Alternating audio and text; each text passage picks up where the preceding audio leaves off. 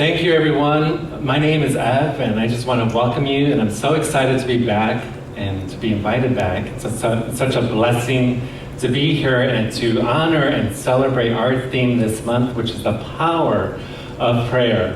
And I believe that this is the moment where we need to activate and practice that power of prayer. Do you guys agree with me? Yeah. So let's take a nice deep breath to ground ourselves in that sacred space. Breathe in and breathe out. And in that sacred space, we recognize that we are the loving presence. We are one with Spirit.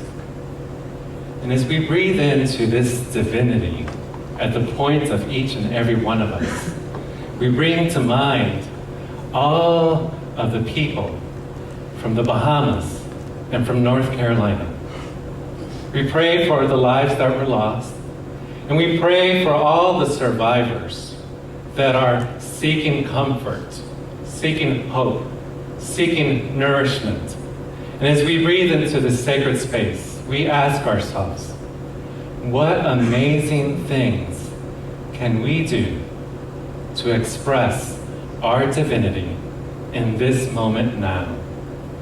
What can we do to help and serve our humanity and all life?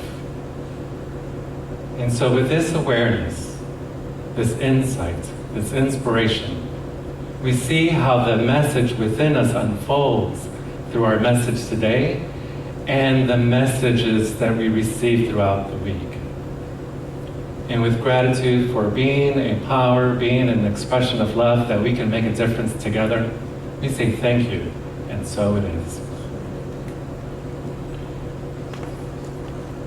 So our topic today is Win, Learn, and Innovate.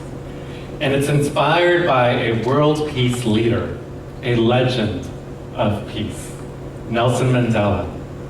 In his original quote, he shares, "I don't lose, I win, and I learn." And what I love about that quote is that many of our innovators and our change agents and our personal heroes that lead with that compassion share that way of living. Imagine if we could live more in that mindset, in that way where we know that we cannot fail. We can learn about our divinity and win as our divinity.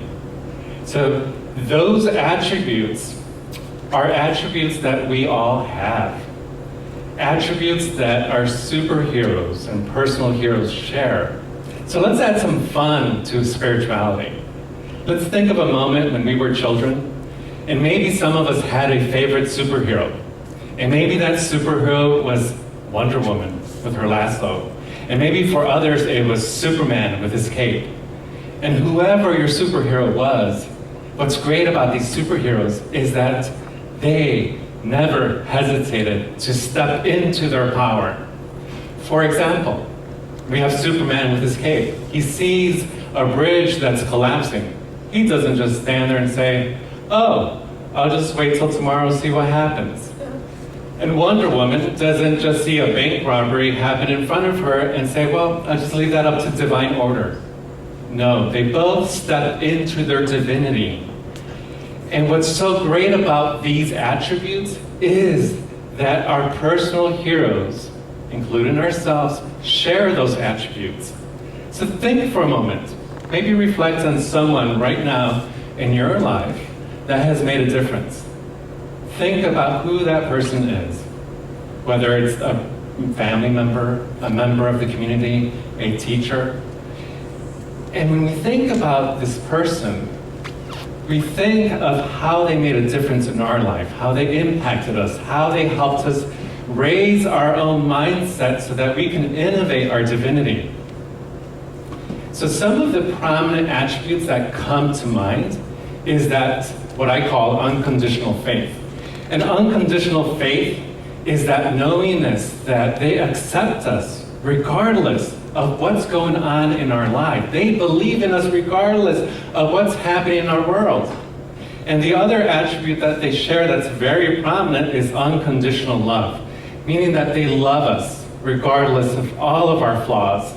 So this unconditional love and unconditional faith isn't something that they decided to go to school for. Like, I'm going to get a master's degree in unconditional love and unconditional faith. And it's not something that they schooled themselves in, like our youth does by going to YouTube or Facebook or Instagram or any social media platform. This is a power they were born with, a power we were born with. As a matter of fact, we are that power. Which brings us to Unity's first two principles. If you're into Unity, the first two Unity principles are, there's only one presence, one power, that which we call God, and God is that infinite field of divine ideas, that source, one power. And here it's where it gets good. The Unity principle number 2 is that we are children of God. Therefore, we're made of the same substance, which means that we have this infinite field of divine ideas available at the point of us. Wow, we have the infinite field of divine ideas available at the point of us. And 2 of those ideas is unconditional faith and unconditional love as power. And to break it down a little bit more, unconditional faith is that masculine attribute that we all have, that inner knowingness, that inner wisdom that we cannot fail. And the other, unconditional love, is the feminine attribute, the ability to birth that inner knowingness, but also to multiply it. So these 2 aren't separate powers. They're 2 divine ideas from the same source. Therefore, it's one power. However, when we harmonize it in our lives, we become unstoppable. Just like Nelson Mandela's quote says, we don't lose because we are the infinite field of divine ideas. We learn how to use the infinite field of divine ideas at the point of us in that circumstance, in that condition, in that experience, in that relationship. And we win as the source because we are the infinite field of divine ideas. And we get to demonstrate and innovate that. And when we embody that, our mindset and the way we show up to the world is that I am ready to innovate my divinity right now. I am ready to innovate my divinity right now. Can we affirm that together?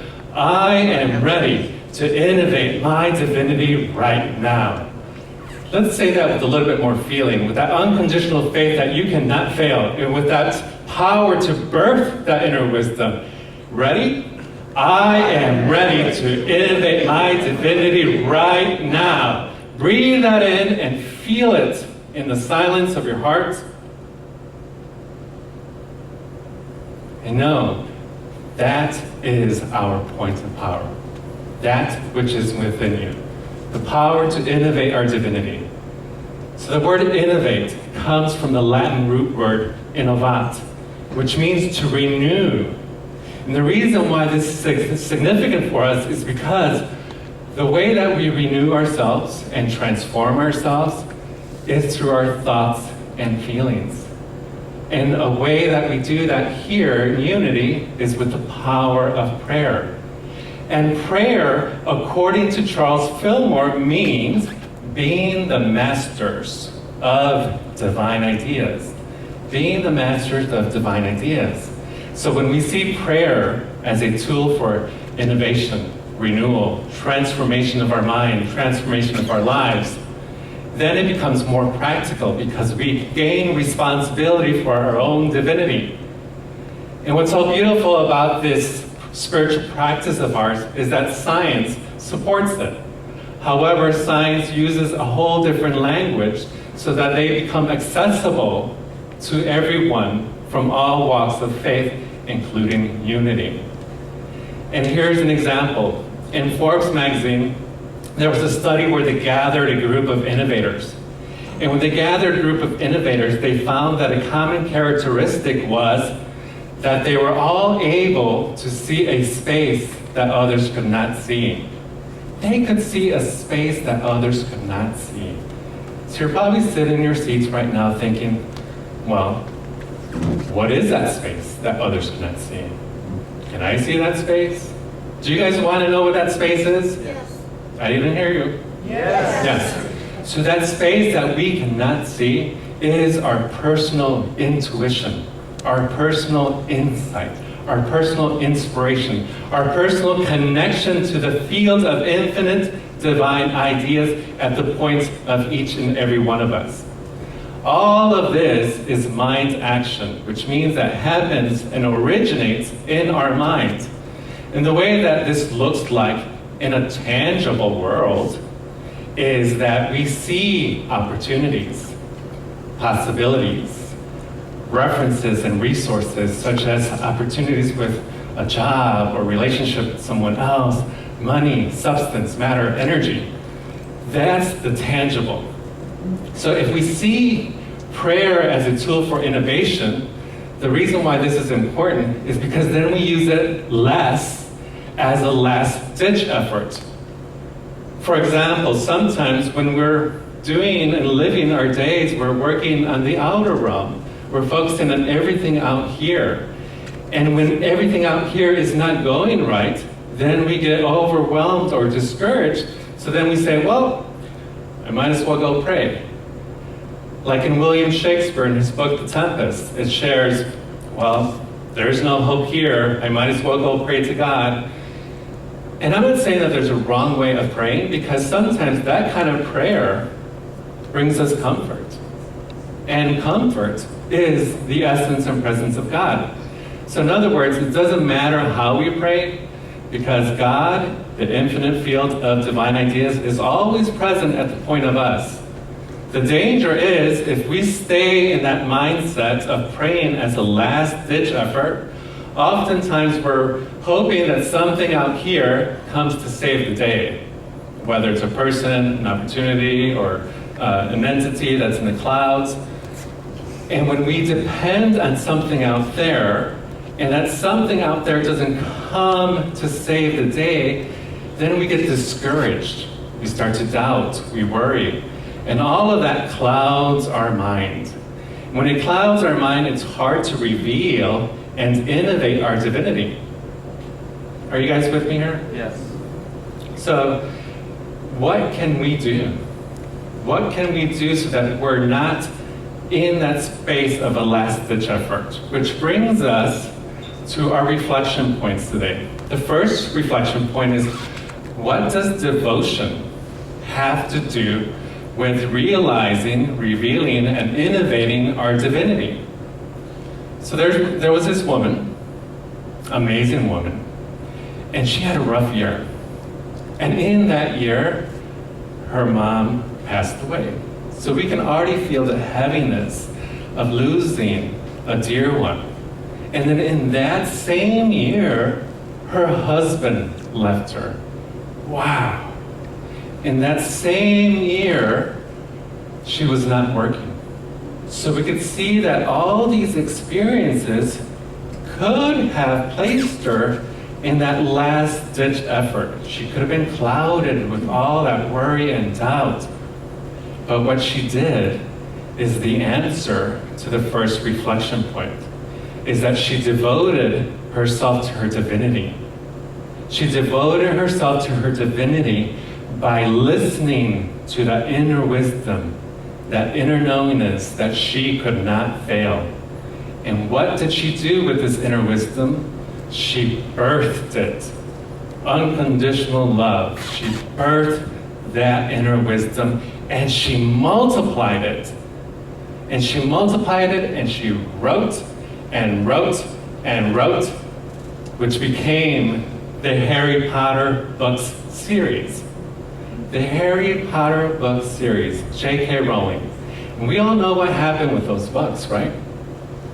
They became movies. And they became movies because she was able to devote herself to her divinity, Her devotion was listening to the inner wisdom. That's how she was able to multiply her abundance, her opportunities, her possibilities. And then those books went from movies, and from movies it went to a theme park, I think, and maybe a Broadway show, and you name it, maybe t-shirts, stickers, and the list goes on and on. And what's important about this is not so much what she did, but how many people she served. She served millions of people with her inner wisdom, with that unconditional love, with those attributes of what God is. So you're probably sitting in your seat right now. Well, I'm not J.K. Rowling. And you're right. We're not J.K. Rowling. However, we have the same tools available because we come from the same substance. We are masters of divine ideas, and it's up to us whether or not we want to devote ourselves to our divinity. Do we want to practice that divinity? So you're probably thinking now, well, how do I listen to that inner wisdom like J.K. Rowling did? I don't know if I hear it all the time. Well, sometimes when we're going through a lot of hardship, it's hard to listen to that inner wisdom. However, we can use J.K. Rowling's example, meaning that she did something that brought her comfort. She wrote. So maybe for some of us, what brings us comfort is not so much writing, but it could be meditation, like we practice here in Unity. It could be prayer, or it could be taking a walk with your dog along the beach, or maybe, for some of you, not me, cleaning your house, right? Vacuuming brings comfort to some people, not me. So the comfort allows us to listen to that inspiration, to that intuition, to that insight, so that we can see the tangibles like opportunities, possibilities, references, resources. So to build on that, let's go to reflection point number 2. Why is a prayer practice important? Why is a prayer practice important? So how many of you went to go see the Elton John movie? Great. How many of you even know who Elton John is? Okay, so it doesn't matter whether you saw the movie or you know who Elton John is, but his example is a great example of why a prayer practice is important in innovating our divinity. So in the movie, there's this little boy, and he's maybe around like 5 or 6, and he's sitting in front of a piano. But before we get too far into the story, let's define his divinity, little Elton John. So this is a great place for us to review the unity principles that we already shared.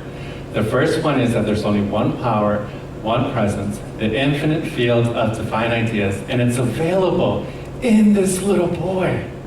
And this little boy has the infinite field of divine ideas, and you're probably thinking like, what divine ideas are those? Well, here are some, because there's too many to say. One of them is passion, joy, love, wonder, unconditional faith, knowing that he could not fail, unconditional love, knowing that he can birth it and multiply it. So if this little boy has all of this energy and he's sitting in front of a piano, what do we think he's going to do? What do we think he's going to do in front of that piano?